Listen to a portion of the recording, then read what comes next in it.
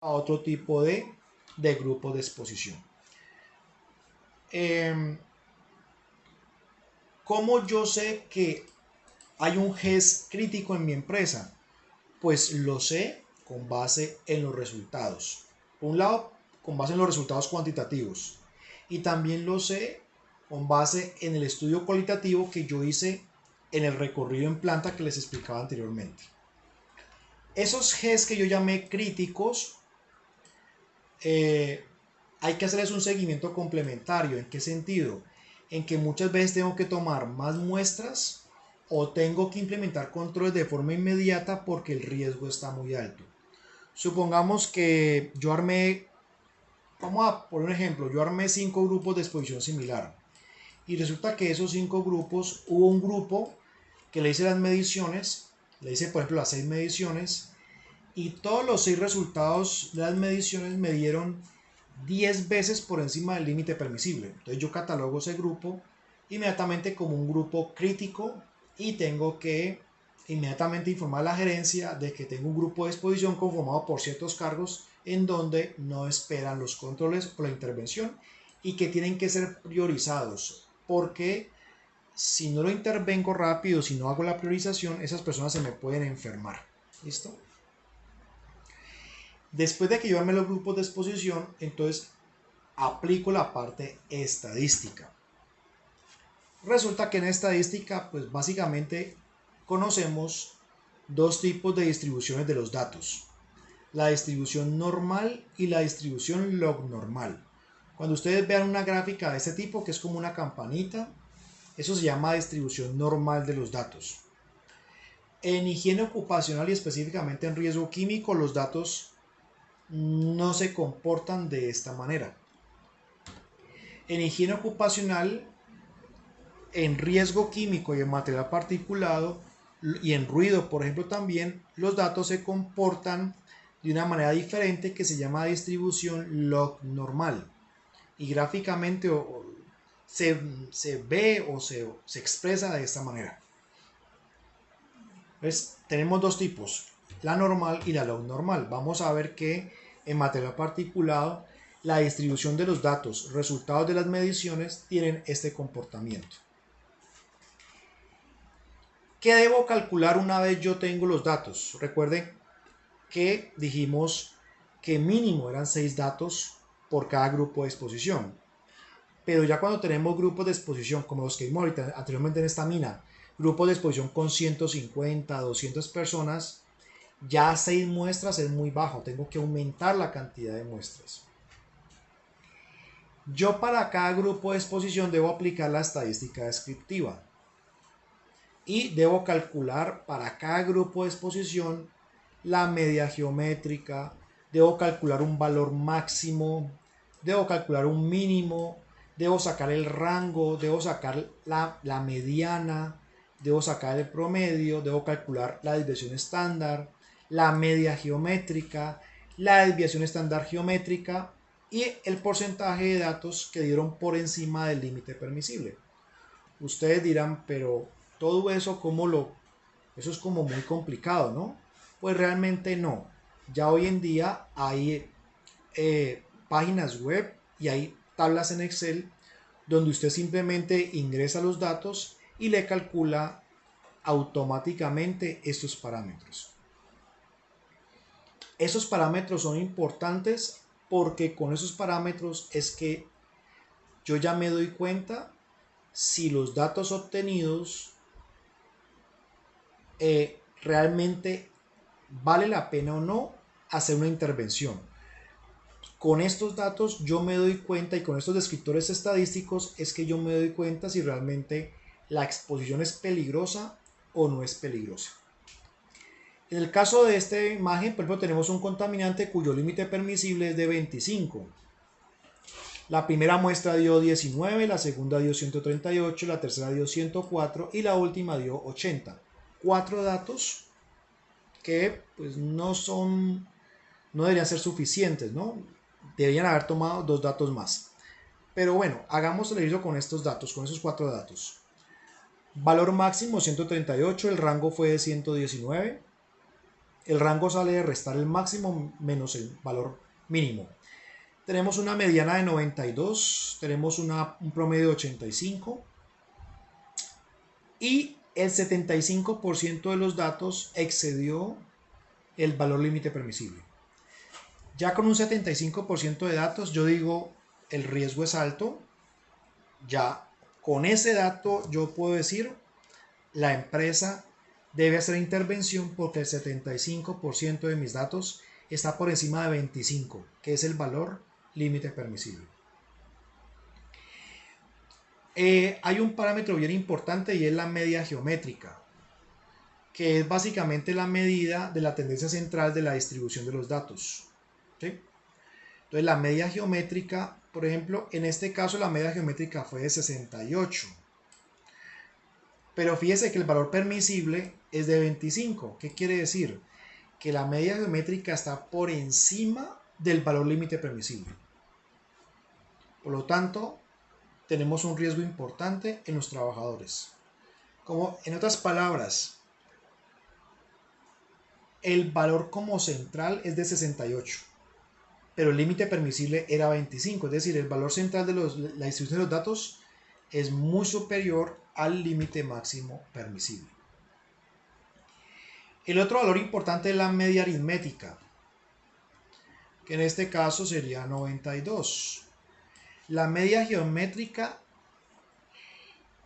es un dato que sobreestima la exposición, es decir, no se recomienda utilizar la media geométrica como parámetro para yo definir si hay exposición o no. ¿Lo debo calcular? Sí. ¿Lo debo tener en cuenta como parámetro de exposición? No. Estadísticamente, no es un buen descriptor estadístico para yo definir niveles de riesgo. ¿Listo? Un ejemplo. Tenemos resultados de mediciones ambientales de material particulado en diferentes posiciones de muestreo. Entonces tenemos un promedio, una desviación estándar, una varianza, un mínimo, un máximo, una mediana, un número de muestras que fue de 8, que es una buena cantidad de muestras. 8 muestras es una buena cantidad. Y tenemos unos cuartiles, que ya luego les explico qué son los cuartiles. Entonces tenemos en diferentes posiciones, vamos a analizar la posición del operador, vamos a analizar estos datos de acá. Promedio 2.6, como eso es material particulado, es miligramos por metro cúbico. Estas unidades de miligramos por metro cúbico. ¿Listo? Para el operador tenemos 2.6 miligramos por metro cúbico, tenemos una desviación estándar de las muestras de 1.7. Lo ideal es que esta desviación estándar sea lo más baja posible. Tenemos una mediana de 2.3 miligramos. Y listo. Hasta ahí no calcularon este parámetro que es importante, la media geométrica. No tenemos aquí media geométrica, tenemos el promedio aritmético. Al no tener media geométrica, entonces tenemos que basarnos en en el promedio. El promedio de exposición es de 2.6 miligramos por metro cúbico para material particulado. Entonces, ¿qué haría yo? Si solamente tuviera estos datos, yo compararía este valor de 2.6 contra el valor máximo permisible. Y dependiendo de esa comparación, yo ya defino si tengo un riesgo alto o no. Pero fíjense que aquí tomaron 8 muestras. Algo bien importante es que 8 muestras realmente es un valor adecuado si los grupos de exposición no son tan numerosos. Por ejemplo, si tengo 20 trabajadores en ese grupo de exposición, 8 muestras es una buena cantidad. Hay otro parámetro que se llama el percentil 95. Aquí hablamos de los cuartiles y los percentiles. Resulta que cuando yo tengo una gran cantidad de datos y cuando estoy analizando material particulado o cualquier producto químico, yo tengo que determinar el percentil 95.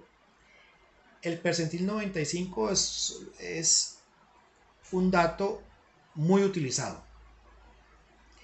¿Qué es el percentil 95? Es el área bajo la curva, que es todo esto, en el cual voy a tener el 95% de mis datos.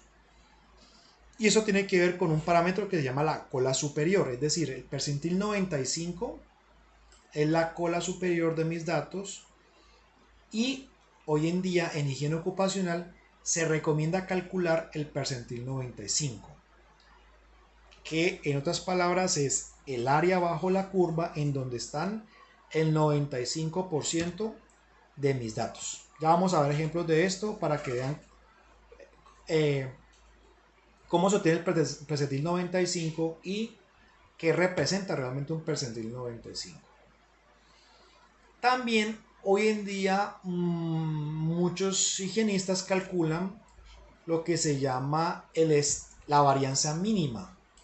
La varianza mínima es un dato, un descriptor que me da una información real de la distribución de la población de datos. Es una medida de tendencia central que es mucho más exacta que trabajar con medias o trabajar con promedios. Hoy en día, cuando ustedes hagan tratamiento estadístico de datos de monitoreos de material particulado, deben calcular el percentil 95 y calcular incertidumbres. La incertidumbre se calcula a través de un parámetro que es el UTL 95, que en otras palabras es como el valor más alto del percentil 95. Cuando yo tengo muchos datos, yo puedo calcular el percentil 7, el percentil 55, el percentil 70 o el percentil 95. Sin embargo, desde el punto de vista de higiene, ya pues se ha acordado que el percentil 95 es el descriptor más adecuado a utilizar. Hay una norma europea que es la EN 689 que recomienda utilizar el UTL 95 y 70 como parámetro descriptor de la exposición real ocupacional de los trabajadores. Cuando hablamos de 95% estamos hablando del percentil 95. Viéndolo gráficamente, en este gráfico el percentil 95 es el área gris debajo de la curva. Entendiendo que mis datos están repartidos en toda esta franja, ¿no? Es decir, mis datos están tanto en la franja gris como en la franja blanca. Pero cuando yo selecciono el percentil 95, estoy diciendo, es el área bajo la curva en donde está el 95% de mis datos. ¿Listo? Es decir, estoy descartando un 5% de datos y eso realmente no me afecta la interpretación. Las normas europeas de exposición ocupacional recomiendan tomar entre 3 a 5 muestras. ¿Listo? Entonces, según esta norma europea 689, si 3 muestras me dan menos del 10% del límite máximo ocupacional, yo estoy cumpliendo, es decir, hay riesgo bajo. O si 4 muestras me dan menos del 15% del TLB, yo tengo conformidad.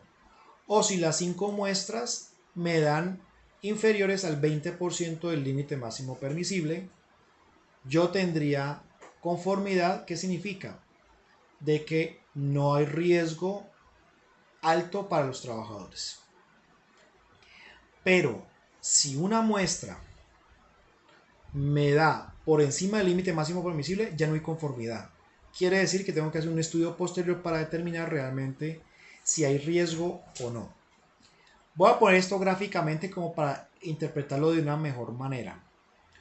Supongamos que yo tengo que mi límite máximo permisible, aquí tengo el TLB o aquí el Leo, que es lo mismo.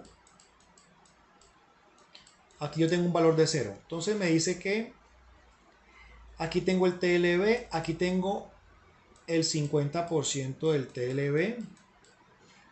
Aquí tengo el 20% del TLB.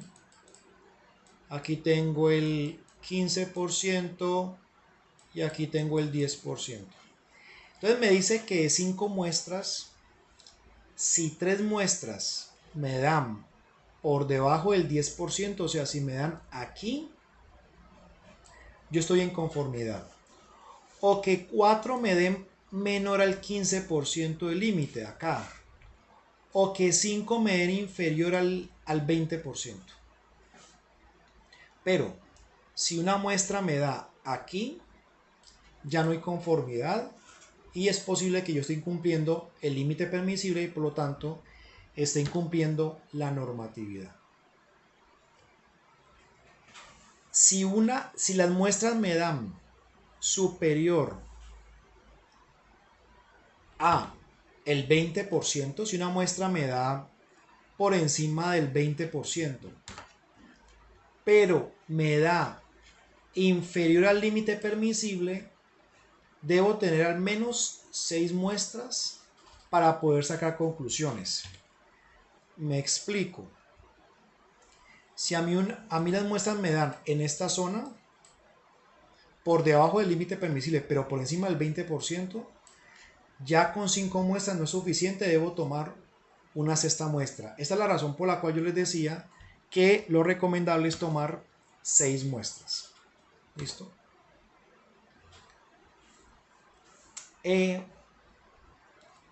La conformidad o no respecto al cumplimiento legal, pues lo más recomendable es no sacar conclusiones con 2 o 3 muestras. Yo debería tomar la mayor cantidad de muestras posibles para de alguna manera poder tomar decisiones lo más estadísticamente correcto.